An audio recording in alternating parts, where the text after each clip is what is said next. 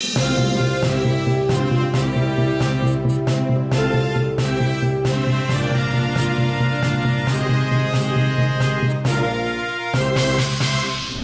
chers Cysiens, bienvenue sur le journal crypto. Aujourd'hui on est le 1er juillet, bientôt les vacances pour pas mal de monde. Avant de regarder l'ensemble des actualités, je te propose évidemment qu'on regarde les unes de ce journal. Allez on y va, let's go! Terra Luna, graves accusations, et très graves, là il faut pas déconner. Terraform Labs, Luna Foundation et Do Kwon sont accusés de très grosses malversations. On parle de 3,6 milliards de dollars, ce qui est gigantesque.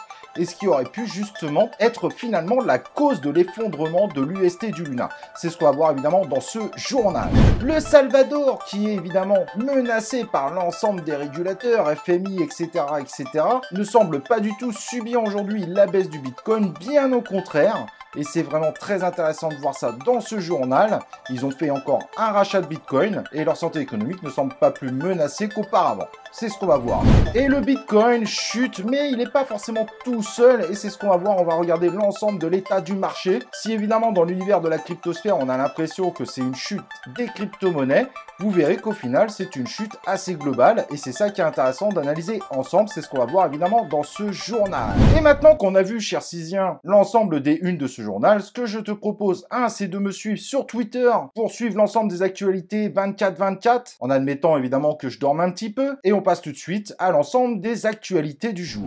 Ripple, qui est actuellement toujours en procès contre la SEC, bien que le procès semble lui être favorable, mais il faudra attendre la décision finale évidemment pour confirmer cela, ne se semble pas du tout abattu puisque la société a décidé tout simplement d'aller également conquérir le Canada en ouvrant une succursale à Toronto, la ville économique du Canada, et en embauchant 50 ingénieurs pour continuer à faire avancer l'activité de Ripple. Donc Ripple est loin d'être à genoux et continue évidemment son déploiement pour évidemment préparer le futur. Facebook se lance dans les NFT. Alors c'est pas la première fois que Meta s'y lance, ils ont déjà testé les NFT autour évidemment d'Instagram, mais Meta a décidé maintenant de lancer le pas sur Facebook avec la possibilité, c'est encore en test aux États-Unis, donc tout le monde n'a pas encore accès à cette fonctionnalité, mais la fonctionnalité va permettre de pouvoir partager ses NFT à l'ensemble de sa communauté en connectant tout simplement son wallet. Donc Facebook se met tout simplement au NFT, au Web3. Et ce qui pourrait poser la question, est-ce que son métaverse, qui n'est pas encore déployé partout, finalement n'est pas en train de se diriger vers un métaverse avec des NFT?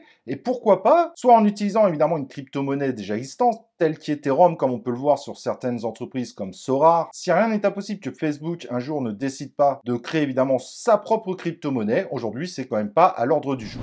Actualité pour les vieux comme moi, ceux qui ont dépassé les 40 balais, je sais pas si vous vous souvenez de l'application Napster, c'était l'application phare pour télécharger des MP3, ceci il y a plus de 25 ans aujourd'hui, c'était tout simplement une des applications les plus populaires du moment. Et ben Napster, qui continue son activité mais qui s'est fait discret forcément depuis ce temps-là, où soyons clairs, c'était une plateforme utilisée à 99,9% pour pirater de la musique. La société s'était plutôt bien rangée, avec une proposition musicale cette fois légale, et ils viennent d'annoncer qu'ils vont se lancer également dans l'univers des crypto-monnaies en lançant sa propre crypto-monnaie. Je n'ai pas encore eu le temps de voir le light paper, donc si tu es un curieux comme moi, n'hésite pas à aller voir le light paper qui est disponible et qui expliquera le côté utilitaire de ce futur token. Et Terra Luna est encore plus et de plus en plus dans la tourmente. De graves accusations sont tombées, et pas de n'importe qui, des gendarmes financiers, mais également des différents régulateurs qui enquêtent évidemment sur l'ensemble des mouvements qui auraient pu amener à la chute violente de l'UST et du Luna. Alors si tu n'es pas au courant, mais je pense que si tu fais partie de la cryptosphère, tu as forcément entendu parler de ça. L'UST, qui est un stablecoin qui est censé toujours coûter 1 $, a commencé par sombrer et a emporté également le Luna, qui était le principal collatéral de cette UST, donc ce qui permettait d'équilibrer le prix du dollar de ce stablecoin UST, et donc l'UST s'était totalement effondré, le Luna également, et le Luna de plus de 99,99%, et j'oublie encore des 9 derrière. Et donc les gendarmes financiers et les régulateurs annoncent tout simplement qu'il y a un manque de 3,6 milliards de dollars dans les caisses de Terra Labs, ce qui est gigantesque. Évidemment, la suspicion derrière, c'est qu'il y a eu un gros détournement de fonds et de malversation malversation. Alors, n'oubliez pas, on parle d'accusation. Il n'y a pas encore de procès qui dit que Terra Labs, Do Kwon et la Luna Foundation sont coupables. Gardons un minimum de réserve. Mais a priori, l'enquête a suivi 3 portefeuilles qui appartiennent a priori à Terra Labs et la Luna Foundation, qui à ces 3 wallets comportaient 3,6 milliards de dollars. Et cet argent a commencé à être dispersé à droite à gauche. Le souci de l'enquête, c'est qu'ils vont devoir avoir des informations des exchanges qui sont beaucoup moins transparent évidemment sur l'ensemble des transactions et de malversations éventuelles. Et dedans, il y a quand même beaucoup d'exchanges qui sont concernés. On parle de Huobi, de Binance, de CoinHouse, d'OKX. Bref, les différents régulateurs attendent des réponses de ces exchanges de façon à pouvoir confirmer ce qui s'est passé avec cet argent qui aurait disparu. Ces malversations auraient commencé en novembre et a priori, c'est ce qui aurait finalement fait effondrer l'UST et le Terra Luna. Et l'ensemble des enquêtes vont toutes pas du tout dans la direction que ce soit une manipulation des marchés faite par d'éventuelles banques ou d'institutions, mais qu'en réalité, tout cet effondrement serait dû à des malversations réalisées par Terra Labs, la Luna Foundation et évidemment le CEO de Terra qui est Do Kwon. Donc ce sont des accusations évidemment très graves. On va suivre évidemment l'avancement de cette enquête. Ça va être la série de l'été, de toute façon on le sait. Mais voilà, je vous ai mis au parfum par rapport à l'avancement. C'est évidemment extrêmement grave et on espère évidemment avoir la vérité absolue le plus tôt possible. Le deuxième sujet du jour que je trouvais vraiment très intéressant, le Salvador, qui reçoit des menaces des différents régulateurs, du FMI, d'institutions, et toujours évidemment en quête de la dédollarisation du pays. Et finalement, ils se sentent pas si menacés que ça par la baisse du Bitcoin, car le Salvador continue à acheter du Bitcoin. Et c'est pas de façon ultra massive, mais là, ils viennent de racheter une fois de plus encore 80 Bitcoin. Au mois de mai, ils en avaient déjà acheté pour 15 millions, et le pays continue à grossir son bac de Bitcoin. Mais n'oublions pas que si le Bitcoin est devenu au Salvador une des monnaies officielles, ce n'est pas la seule. Donc c'est une sorte de dédollarisation qui se fait au fur et à mesure.